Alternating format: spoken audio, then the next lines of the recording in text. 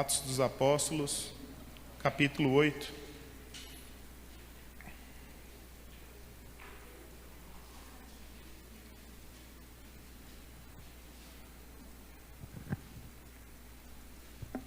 A partir do verso 26, em Atos dos Apóstolos, capítulo 8, a partir do verso 26.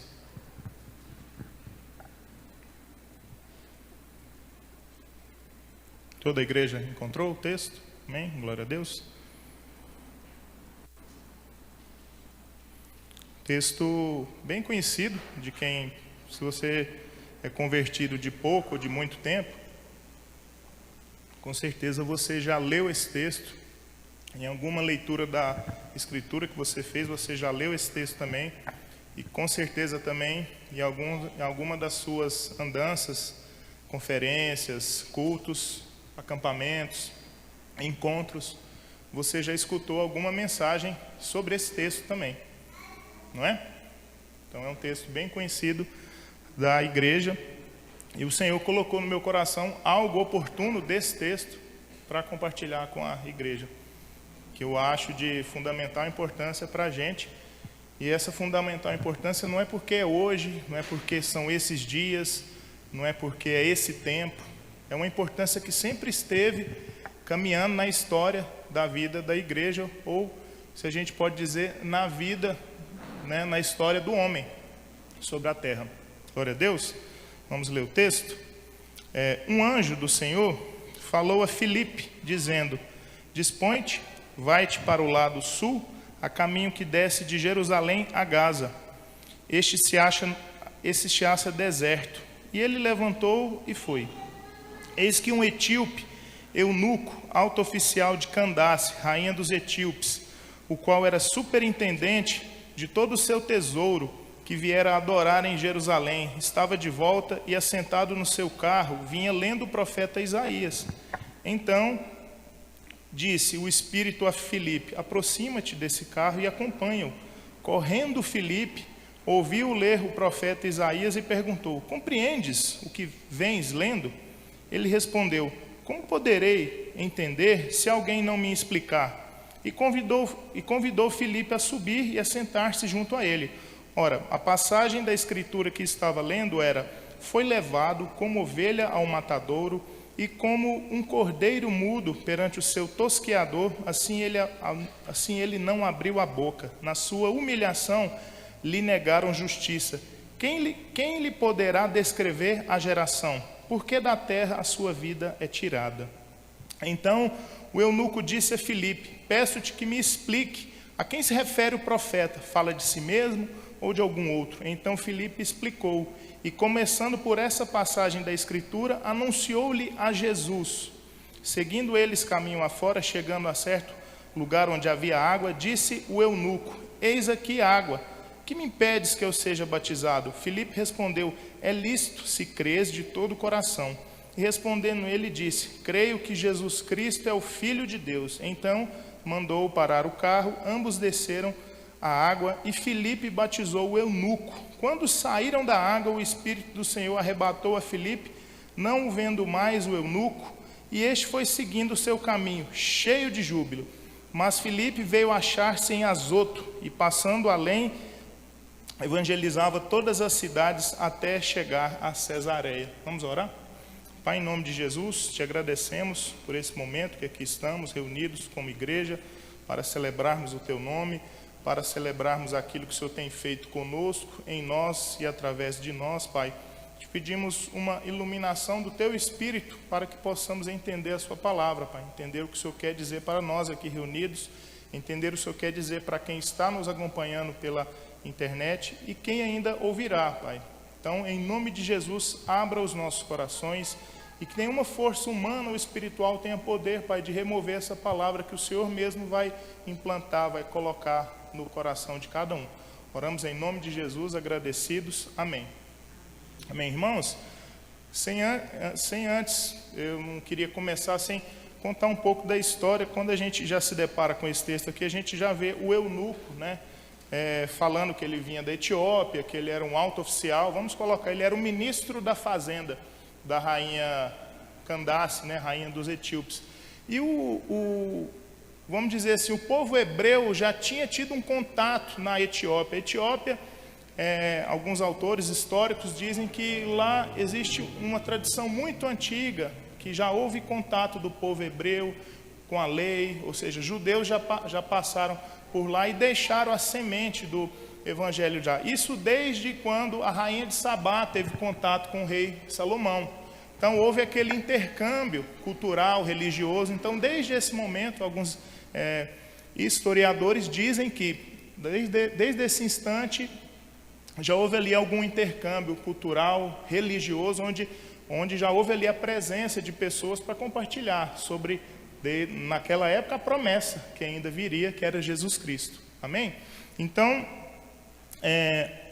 existia essa presença já de alguém, tanto que o texto nos leva a ver aqui, pelo próprio texto, que o eunuco ele estava indo da sua cidade para Jerusalém fazer o quê? Adorar. Então, com certeza, e ele vinha com o quê? Com um rolo de escritura do livro de Isaías na mão.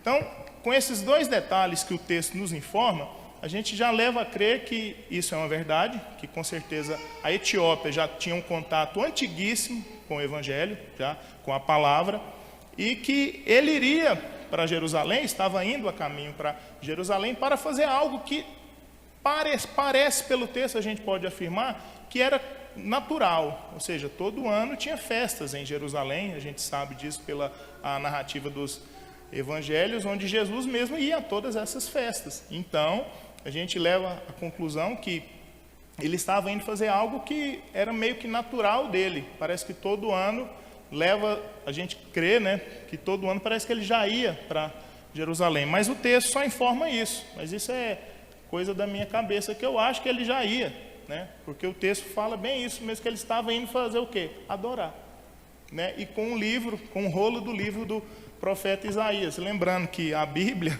eles não tinham a Bíblia, eles tinham um rolo de livros, e isso era raríssimas exceções, algumas pessoas que tinham. Com certeza esse era o tipo de pessoa que tinha acesso à escritura na época, pessoas poderosas. Isso só tinha acesso à escritura sacerdotes ou reis, né? Se algum outro povo fora dali de Jerusalém tivesse uma cópia de algum rolo, de algum livro, com certeza era algum rei. O povo, ou seja, o povo, vamos dizer assim, do baixo clero, que não fazia parte da igreja, vamos dizer assim, daquele povo religioso da época, fariseus, escribas, não tinha acesso à escritura. Mas esse alto oficial que cuidava das finanças, o ministro da fazenda, ele estava indo para Jerusalém levando um rolo. Então isso já é uma informação importante que o texto já nos fornece nessa narrativa, que ele tinha em suas mãos esse livro, e ele estava lendo a passagem que a gente viu que o texto nos indicou.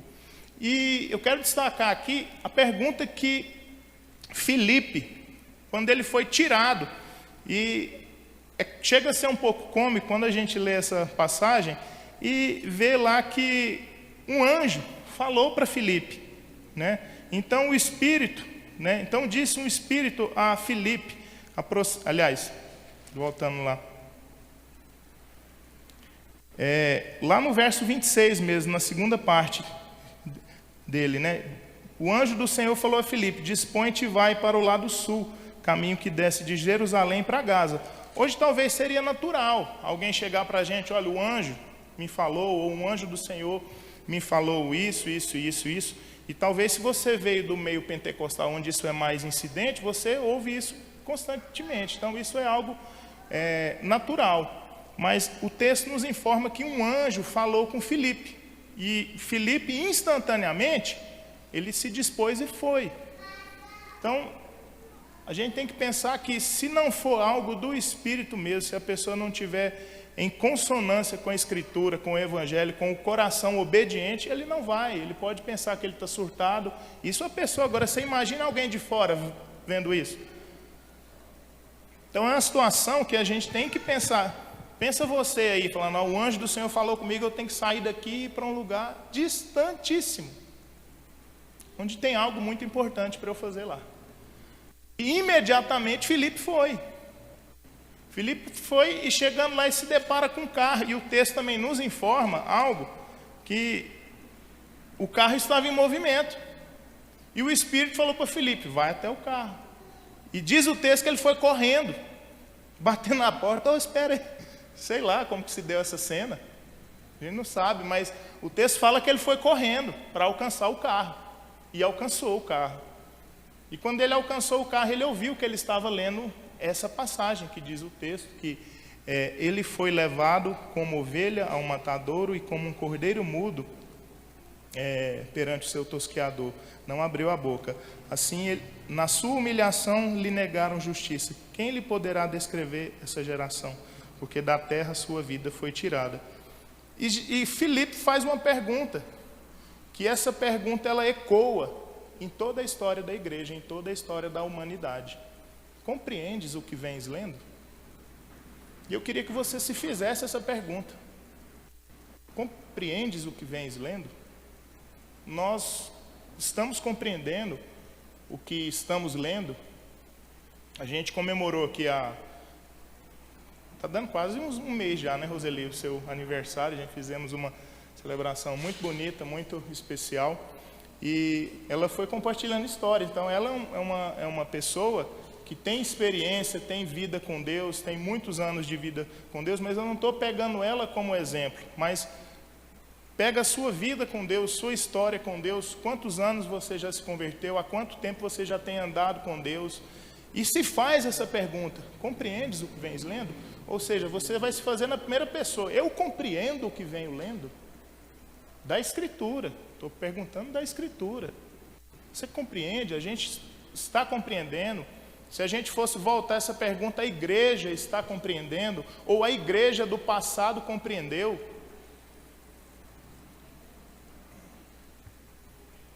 O etíope não entendeu. Porque ele fala para Filipe, como que eu posso entender se não tem alguém para me explicar? Esse texto é muito usado em conferências, acampamentos, sobre evangelização, sobre discipulado. A pessoa se converte, mas tem que alguém andar com ela para ensinar a Escritura. Tem que ter alguém andando com ela, em movimento com ela, compartilhando vida com ela. A gente pode usar até um pouco do nosso sonho, ou seja, tem que ter alguém para andar com ela e discipular com a vida.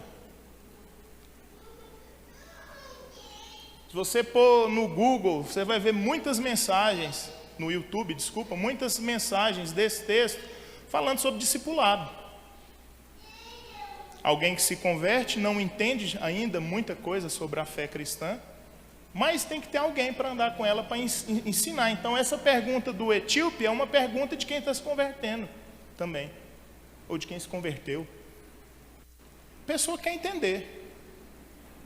E ela fala, como que eu posso entender sendo que não tem ninguém para me explicar?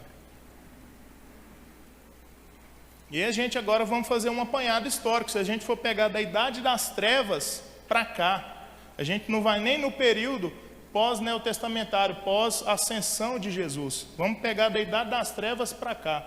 A igreja compreendeu, ou compreende o que ela leu, ou o que ela vinha lendo, porque no mundo ocidental fora proibido o acesso à Escritura. Ninguém tinha mais acesso à Escritura. Os oráculos de Deus eram retidos somente pela igreja. E esses oráculos eram revelados somente a quem fazia parte dessa igreja. O povo não tinha acesso à Escritura, isso no mundo ocidental. E olha o que aconteceu na história. A igreja compreendeu o que ela leu? Essas pessoas que somente elas liam, o clero que somente lia a Escritura, ela compreendeu o que leu? Porque quando a gente pensa nessa pergunta, compreendes o que vens lendo? A gente tem que pensar que é uma pergunta feita para quem está lendo a Escritura, para quem está lendo a Bíblia. Então a gente pode indicar que é uma pergunta feita aos povos do livro, ao povo do livro. E a gente se inclui nisso como sendo o povo do livro. A gente não adora o livro, mas a gente, pelo livro, nos indica quem adorar. Correto? Amém? Então, sendo nós o povo do livro, e o livro nos indicando a quem adorar, a quem compreender, deveríamos nós compreendermos a quem o livro está narrando. de quem que o livro está falando, de quem que a Escritura, a Bíblia, está nos informando.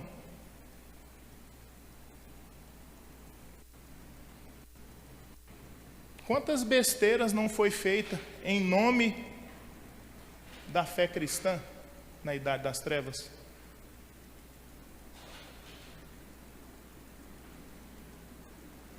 Se a gente for fazer um comparativo, será que realmente quem não leu ou quem não lê tem diferença para quem lê e não compreende? A doença não muda. O pus no carnegão é o mesmo. Só muda que um não leu e nem lê, e o outro lê e se diz cristão. Sou crente. Creio em Deus. Creio em Jesus Cristo. Mas uma das maiores mazelas que houve, ou as maiores guerras que já houve, ou as maiores matanças que já houve, foi em nome de quem o livro nos informa.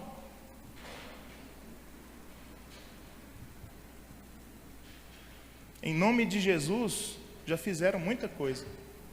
A gente, em nome de Jesus, faz muita coisa que não glorifica a Deus. É uma pergunta importante para nós, é uma pergunta importante para a igreja. E a gente não tem que respondê-la aqui com exatidão, não é uma pergunta objetiva. É uma pergunta para a gente responder andando, discipulando com a vida, vivendo o reino como regentes. A gente não responde essa pergunta como uma prova de vestibular objetiva, como uma prova do Enem de marca X, né? Não é sim, não. É mais complexo. E é uma pergunta que a gente faz para nós. A gente compreende o que vem lendo, e agora vamos chegar mais um pouco no período histórico mais atual, um pouco. Vamos pegar desde aquele período dourado, né, brasileiro, de pregação, de evangelização, década de 50, década de 60. Eu não vivi, mas se você já lê muitos relatos, muitos livros de quem já viveu, ou se você já conversou com quem aí viveu naquela época, você vai ver que era uma coisa de louco, vocês desculpem a expressão, mas era muito bom. As pessoas se convertiam, as pessoas tinham paixão por Jesus, as pessoas tinham apego com a fé cristã, as pessoas tinham apego com as doutrinas, as pessoas viviam com seriedade o Evangelho.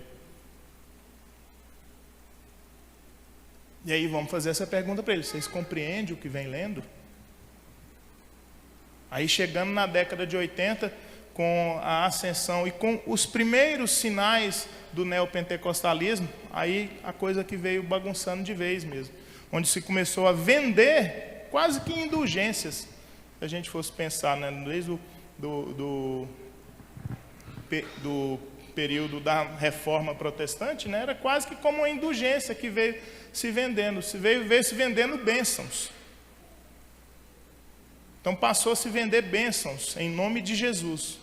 E que você tem que sacrificar, e que você não se sacrificar, você não vai receber a sua bênção, e que mesmo assim você se sacrificando, você não receber a sua bênção, é porque você não teve fé suficiente.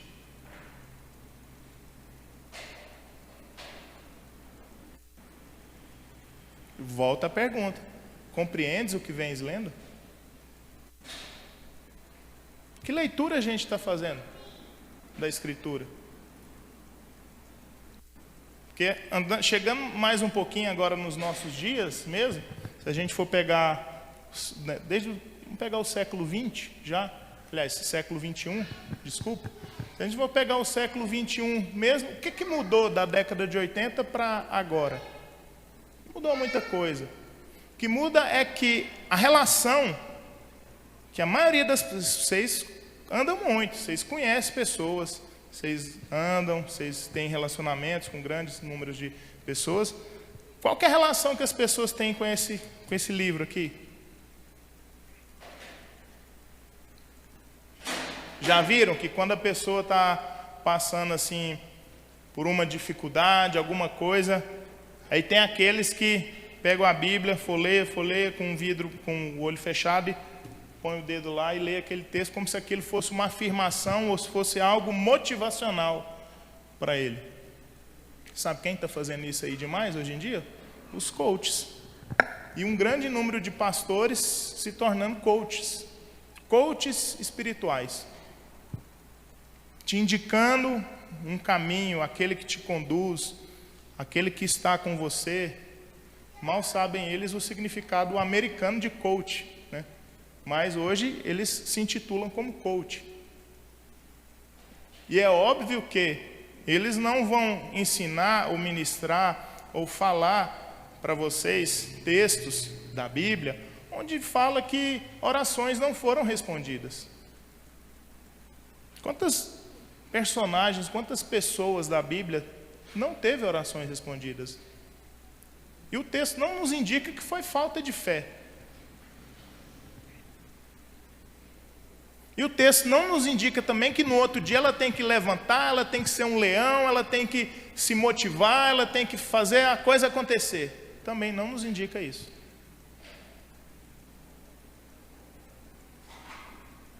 Mas nos indica que quem sofre, ou quem passa por necessidades, ou quem passa pela sua vida por tormentas, o livro, a Bíblia, a Escritura, nos ensina que em você tendo Jesus, em você tendo o Senhor como Deus no seu coração, Ele passa junto com você. Ele não deixa nada acontecer com você, porque Ele passa com você. E é o maior exemplo que a gente tem isso, é Jesus. Ele foi um homem de dores. Isaías 53 narra muito bem isso, ele foi um homem de dores. E Ele conhece a nossa dor, Ele conhece as nossas angústias, Ele conhece as nossas necessidades. Então Ele passa com a gente pelos momentos de lutas, onde as ondas do mar parecem que vão nos sacolejar e jogar para o fundo, onde parece que o nosso barquinho vai virar. Eu me lembrei daquele cântico infantil: meu barco é pequeno, tão grande é o mar, Jesus segura minha mão, Ele é meu piloto e tudo vai bem na viagem para Jerusalém, né? Meu barco sem Cristo para o céu não irá, nas águas afundará, mas quando Jesus no meu barco está, aos céus irei alcançar. Isso é teologia do reino de Deus, teologia bíblica. Só que a gente não canta mais essas músicas. É um indicativo. Cadê o Eduardo? Está aqui não? Fala para ele, vamos ensaiar essa música, vamos, né, louvor, cantar essa música. Essa música é só sobre Jesus. Eu não tive esse período na minha época de infância, onde eu participava. Eu não participei de escolas, de salas, de classes, onde me foram ensinado. Minha mãe me levava para a igreja, para os cultos, mas eu era aquele assim, não vou participar não. Eu gostava de ficar ouvindo a palavra. Mas eu não tive esse caminhar com crianças, com jovens também, aprendendo essas músicas. Quem sabe não poderia ser algo diferente hoje em dia, mas hoje eu vendo essas músicas e eu olho a letra, falei, nossa, mas que riqueza essa música, que riqueza esse cântico. É de uma riqueza que a gente não vê mais nas músicas cristãs hoje.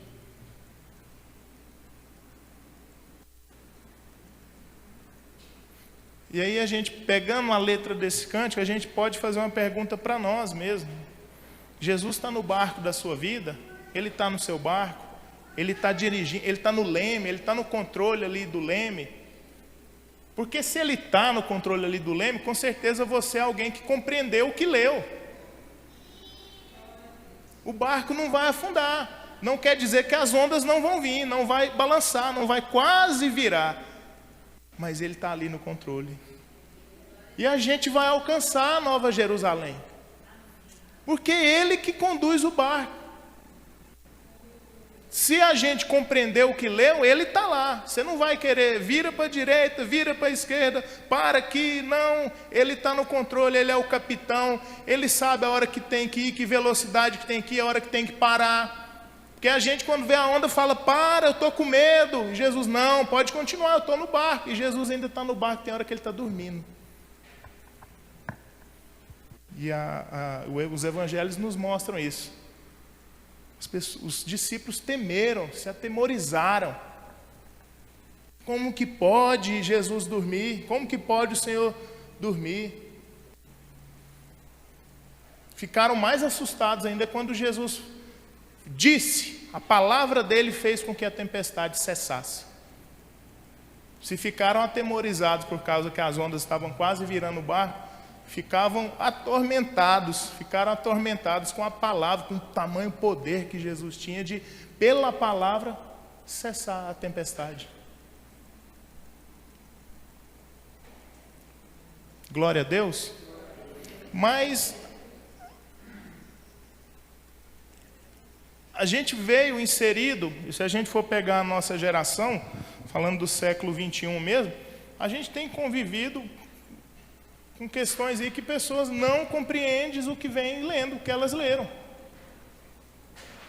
Pessoas que lidam com a Bíblia como se fosse um horóscopo, como se fosse um tarô, como se fosse, se ela acorda demasiadamente mal, ela precisa ler um texto para ela se motivar.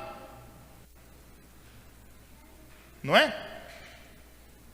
Quando ela não faz isso, transporta isso para a sua relação com os cultos que ela tem na vida.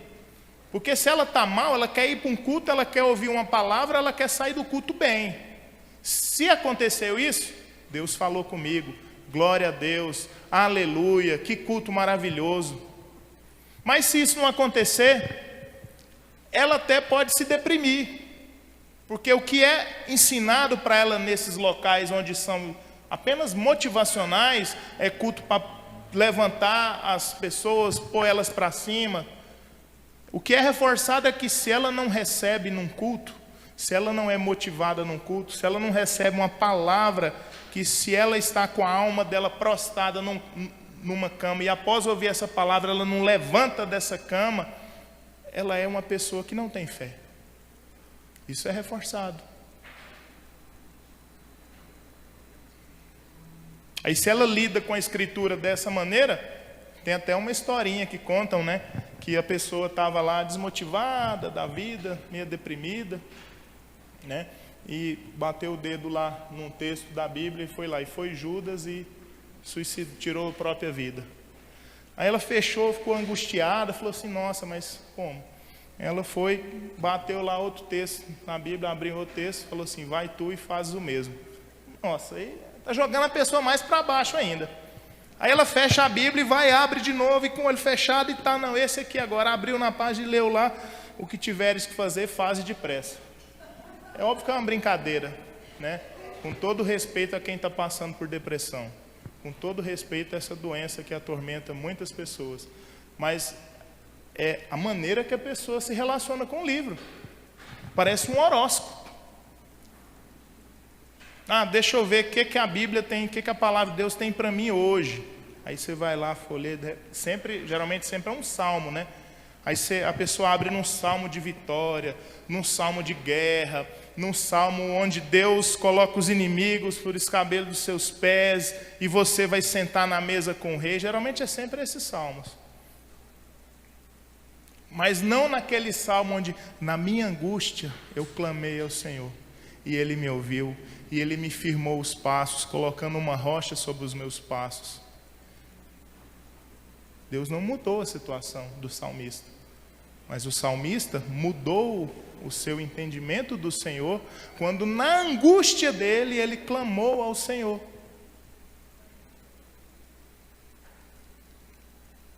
Compreendes o que vens lendo? Quero que você dorme hoje igual eu tenho dormido nessa semana. Nessa semana não, desde essa semana. O pastor me avisou para mim pregar na quinta-feira, e ele sempre me avisa de última hora, assim, eu esqueci. Né? Desse jeito. Se você não tiver uma palavra, tudo bem. Eu falei, não, mas tem, vai. Claro, Deus tem falado comigo, Deus tem falado com a gente. Mas pode acontecer também, igual ele mesmo já falou, né, já disse em púlpito isso, pode acontecer de eu ou ele ou quem quer que seja chegar aqui e falar, não, Deus não tem uma palavra para mim compartilhar com a igreja hoje. E se a pessoa insistir, ela está pecando, ela está sendo carnal. Você acha que isso não é ser carnal também? A pessoa está falando do entendimento dela. Mas essa pergunta que Filipe fez para o ministro da Fazenda da rainha Candace, lá da Etiópia, ela me incomoda. E esse texto já é a segunda vez que eu trago ele para a igreja, que eu compartilho ele com a igreja, porque ela me incomoda, essa pergunta. Ela me incomoda não pelo eu estar trazendo esse cenário religioso dos nossos dias, ou trazendo esse panorama histórico religioso de séculos atrás, mas ela me incomoda no sentido de que eu fazendo ela para mim mesmo, eu compreendo o que venho lendo.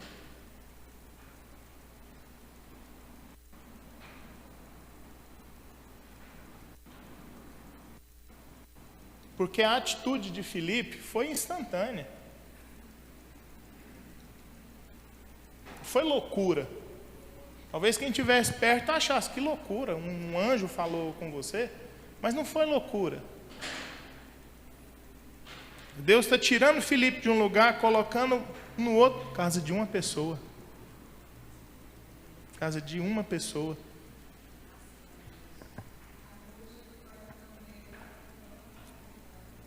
Com certeza.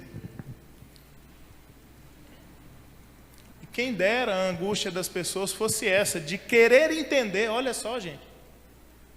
Tanto que a missão da igreja não seria maravilhosa se as pessoas que a gente tivesse que discipular, que andar junto, quisessem apenas entender o que está escrito. Mas hoje as angústias são outras. As angústias de hoje, as pessoas estão tendo sonhos, elas estão sendo incomodadas. A depressão está aí tão forte, gente, que aquele texto de Apocalipse capítulo 13, onde fala lá que as pessoas, vai chegar um tempo onde as pessoas estarão tão angustiadas que elas vão desejar morrer. E esse tempo não é que chegou, é porque sempre esteve aí, mas as pessoas sempre tiveram suas angústias. Mas porque isso é muito divulgado, com certeza você tem alguém na sua família, ou você mesmo, que tem as suas angústias. Você não já pensou várias besteiras em tirar a própria vida, em não desejar viver. E essas pessoas narradas lá em Apocalipse, elas estavam desejando morrer, porque elas não estavam conseguindo conceber as coisas que iriam acontecer.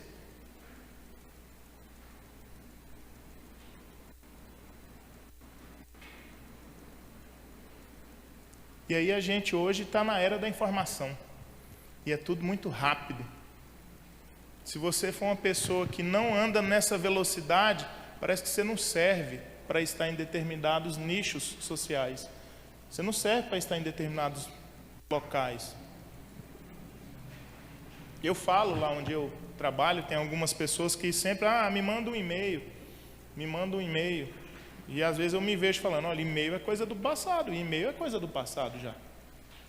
As informações hoje circulam muito mais rápido. Você quer registrar alguma coisa comercialmente falando? Manda um WhatsApp.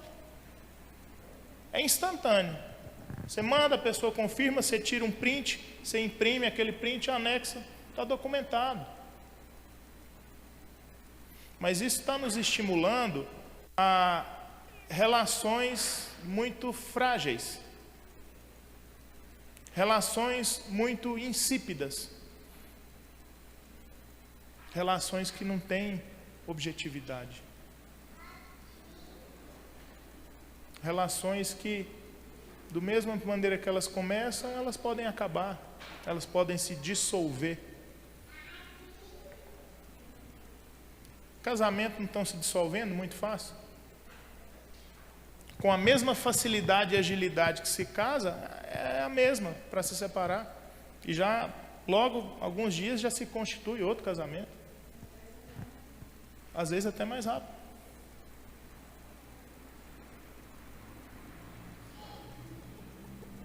Tem aquela questão que o Orlando sempre fala de andar junto. Né? O Orlando sempre quando eu ouço essa expressão, andar junto, caminhar junto, eu sempre lembro dele, que ele enfatiza isso muito. E é isso que o Evangelho propõe. E quando você decide andar junto com alguém, não é a sua agenda mais, não é a sua vontade mais que que vai operar. Porque se você compreender o que você leu, se você decidir andar junto com alguém, é a agenda de Jesus. Um anjo vai falar com você, você vai sonhar, o seu coração vai queimar, alguma coisa vai acontecer, te incomodar, você sair daqui e ir para algum lugar, ou você começar a andar com alguém, ou você às vezes está dormindo noites e noites e está acordando, ou durante a noite um nome aparece na sua mente, no seu coração. E às vezes você pensa, não sei por que eu estou pensando nessa pessoa agora, e você deixa isso passar. Eu também não sei por que você estava pensando nessa pessoa, nesse nome, por que o Espírito colocou esse nome na sua mente, no seu coração, também não sei. Mas você já teve o hábito de, durante a noite, na cama mesmo, deitado, você acorda e vem um nome na sua cabeça e você pelo menos orou por essa pessoa, você fala assim, Senhor, não sei por que você trouxe esse nome na minha mente agora, na madrugada, mas eu quero orar por essa pessoa, quero pedir que o Senhor visite ela. Você já teve esse hábito? Eu passei a ter esse hábito.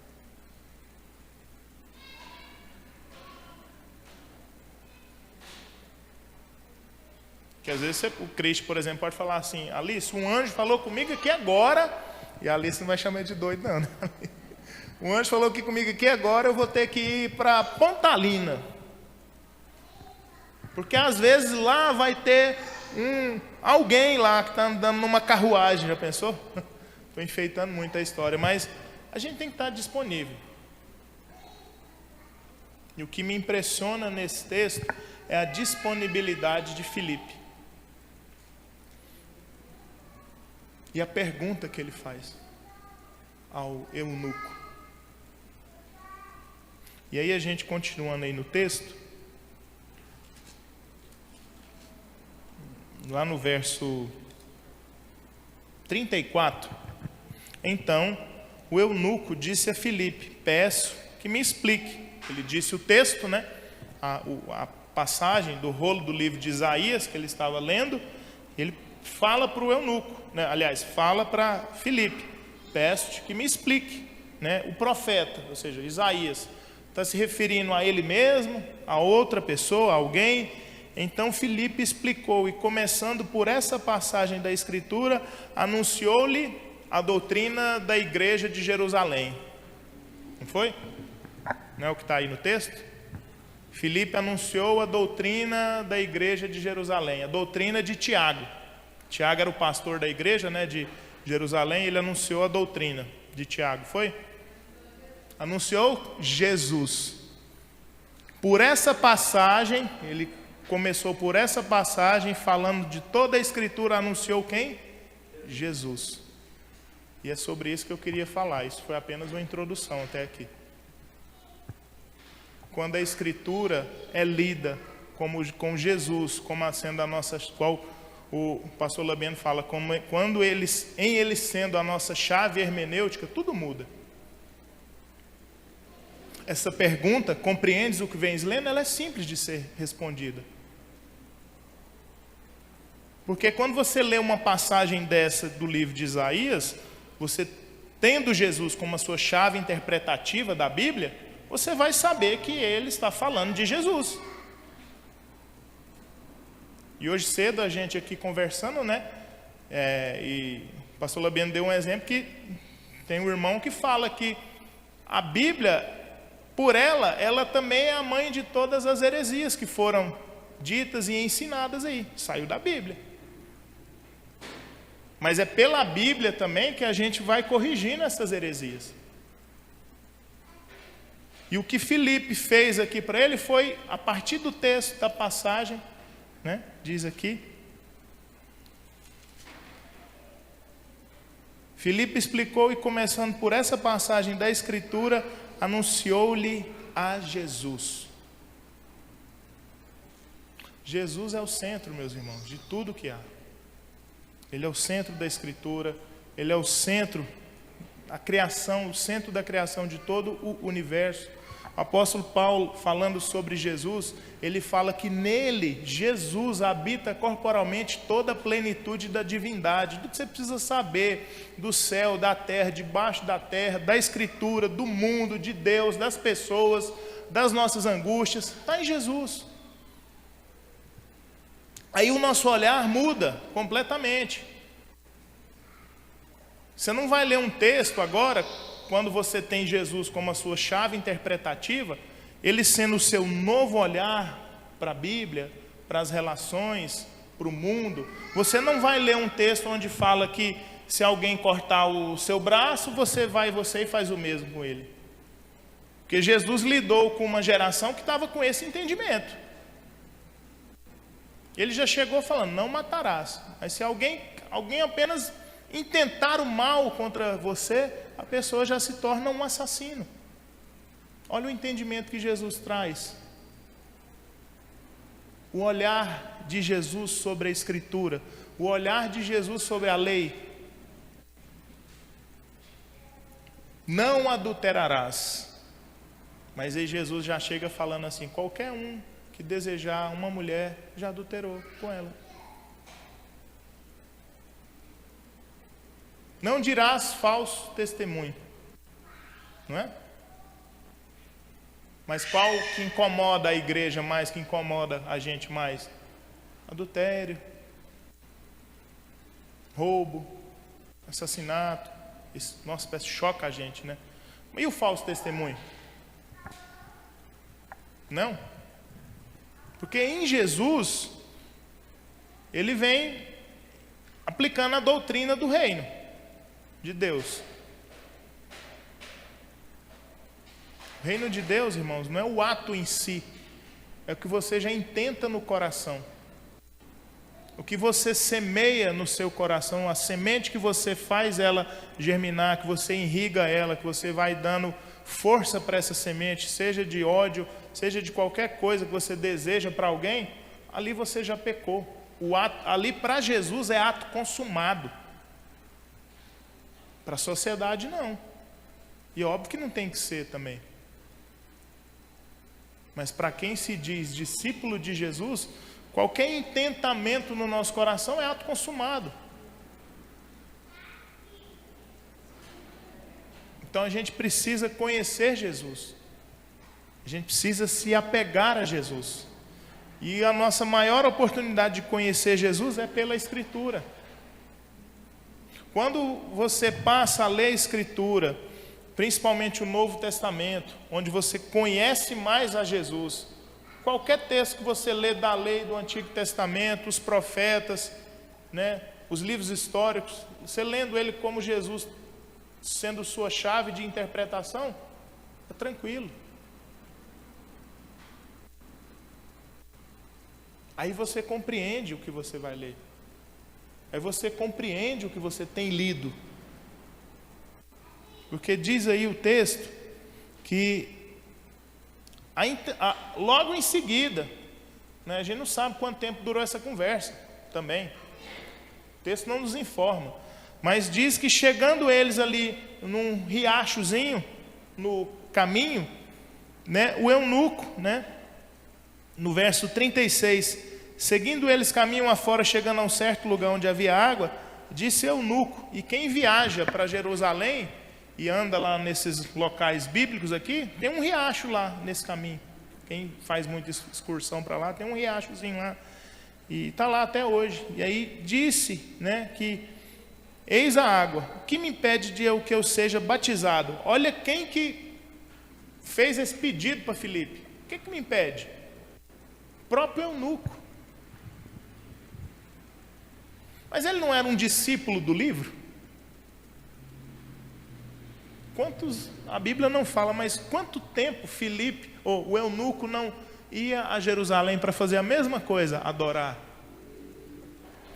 Quantas vezes ele já não foi nesse mesmo caminho, percorrendo esse mesmo, com a intenção de chegar a Jerusalém e adorar? Mas agora os olhos dele abriu. Os olhos dele foi aberto. O coração como aqueles dois lá no caminho de Emaús, o coração queimou agora. Eles viram para o outro e falam assim, é óbvio, será que você não sentiu, a gente não sentiu por acaso o coração queimar, quando Jesus vinha expondo para eles, desde os profetas até a crucificação, até sobre tudo que aconteceu? O coração dele aqui queimou, ele viu água e falou, o que me impede de eu ser batizado? Filipe responde para ele, né? É lícito se crês de todo o coração. Porque Filipe também poderia ter respondido, não, aí você vai ter que vir para Jerusalém, não sei quanto tempo você veio ficar aqui, e aqui você vai ter que fazer um curso de batismo nas águas. Né? Você vai fazer um curso de batismo, e dura 3 meses. E você não vai poder voltar lá mais para o seu trabalho, para o seu oficialato lá com a rainha, não. Você tem que ficar aqui, dura 3 meses o curso. Aí depois do curso a gente vai te fazer umas perguntas, beleza? Aí você vai ser encaminhado para o batismo, aí você se batiza. Ou não, você vai se batizar, tem outra também, não, você pode se batizar agora, só que depois você vai ter que fazer uma profissão de fé. Porque senão o batismo não tem muita validação sem a profissão de fé. Poderia ter se batizado criança, né? Mas quando chega numa determinada idade, ele tem que fazer a profissão de fé, porque senão parece que não tem uma autenticidade espiritual. Mas Filipe só fez uma pergunta para ele.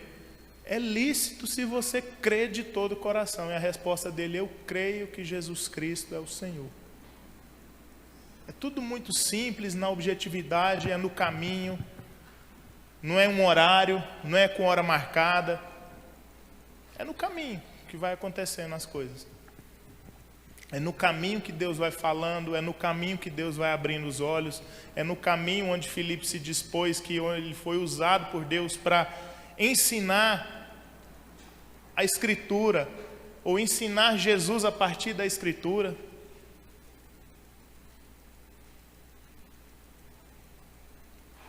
Amém? E ele foi e se batizou ali. Diz o texto aí, creio que Jesus Cristo é o Filho de Deus. 38, então mandou parar o carro, ambos desceram a água, Filipe batizou o eunuco.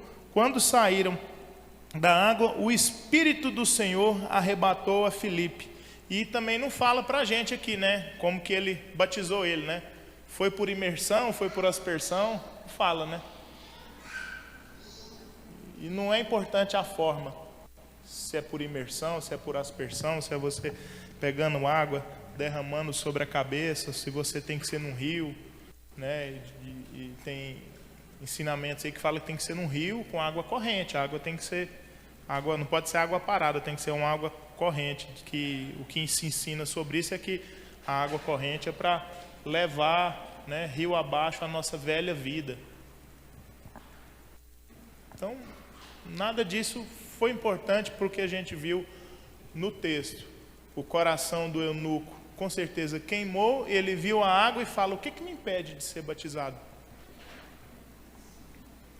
Em outras palavras, Filipe respondeu para ele, nada se você crê de todo o coração. Nada te impede. Igreja não te impede. Pastor não te impede. Líder nenhum te impede se você crê de todo o coração.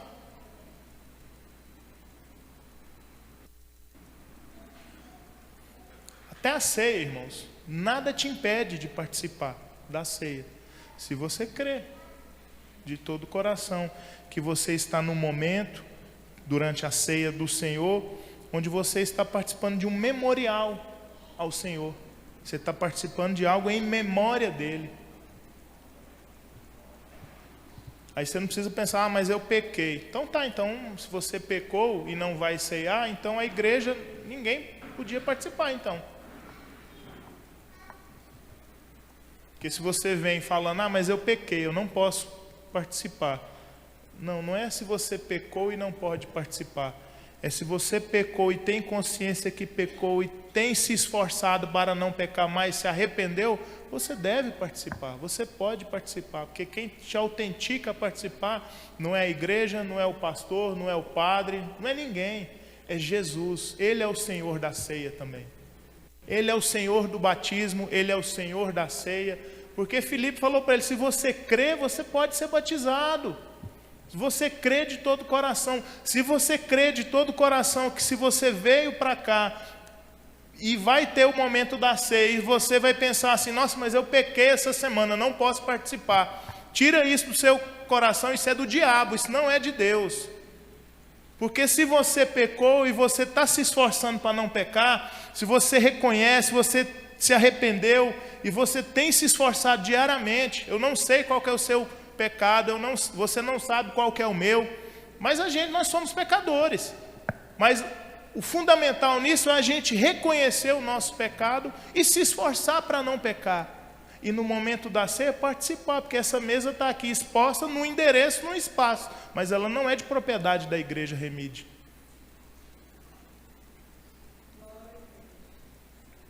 O dono dessa mesa aqui, desse momento, dessa circunstância que a gente vai passar daqui mais um pouco, é Jesus Cristo. É Ele que é o dono dessa situação aqui, desse momento, dessa mesa, do pão, do cálice. Que a gente come esse pão e toma esse cálice, não é em nome de ninguém, a não ser de Jesus. Ele que é o Senhor da nossa vida. É em nome dEle que a gente foi batizado.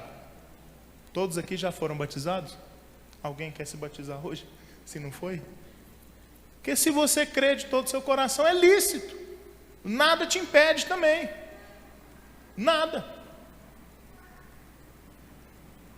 Amém? É ter o coração queimando por Jesus. Isso sim, isso é o que conta, irmãos. Porque a atitude de Filipe foi essa. Ele não falou, não, vamos entrar para a igreja, você vai ficar um tempo aqui, porque tem essa também, essa é uma terceira opção.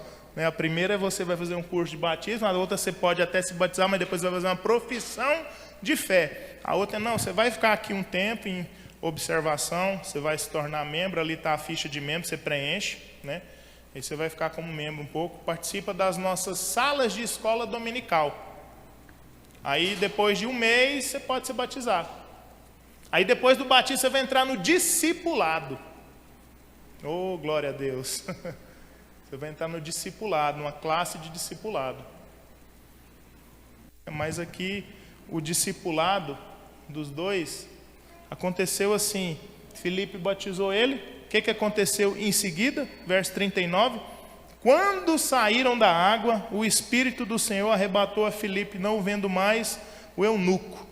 E o eunuco, foi seguindo seu caminho, cheio de alegria, cheio de gozo na alma, cheio de júbilo. O que você acha que o eunuco ia fazer quando ele voltar para a Etiópia? Ele ia ensinar a doutrina do livro de Isaías. Ele ia ensinar só Jesus. A partir da Escritura, ele ia ensinar Jesus. E como disse o apóstolo Paulo, e este crucificado. Porque ele foi morto, crucificado, mas ressuscitou. E vive. Amém? Glória a Deus. Compreenderam? Vocês compreenderam o que foi lido? E muda, que a gente mude agora o nosso olhar. Aí sabe onde Filipe foi achado? Verso 40. Mas Filipe veio achar-se em Azoto, milhares de quilômetros de onde ele estava. Foi se achar em Azoto, passando além, evangelizava todas as cidades até chegar na Cesareia. E com certeza ele estava ensinando Jesus. Ele estava evangelizando sobre Jesus.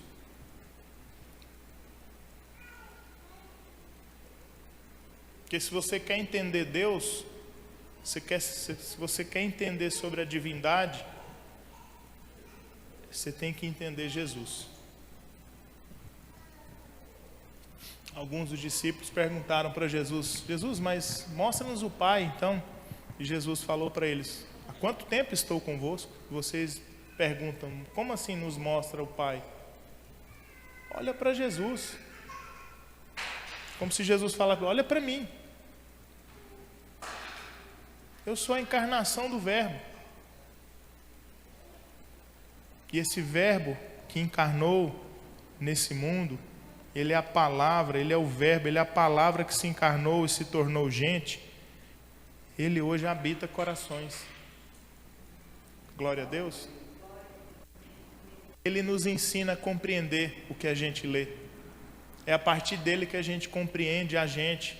É a partir dele que a gente compreende as nossas angústias. É a partir dele que a gente compreende as tormentas do nosso coração. E ele não prometeu que você não vai passar por isso. Ele prometeu estar junto com você, independente do momento que você está passando na sua vida. Você pode estar passando por um momento extremamente ruim na vida. Você pode estar passando por um momento onde você teve muitas traições na vida de pessoas próximas, de pessoas da sua família. Você pode estar passando por qualquer momento desse, ruim. Mas Jesus disse que não vai te abandonar. Ele disse que está com você. Então você tem Deus encarnado que morreu, ressuscitou, mas hoje mora no seu coração e está passando com você por essa situação. Mas você também pode estar passando por um momento extremamente alegre, maravilhoso, onde você é aquele que quando chega as pessoas já vê a sua luz já, porque você é alegre, você muda o ambiente e Jesus está com você também. Então ele tem que estar no controle do nosso barquinho, da nossa vida. Amém? Vamos ficar em pé para a gente orar?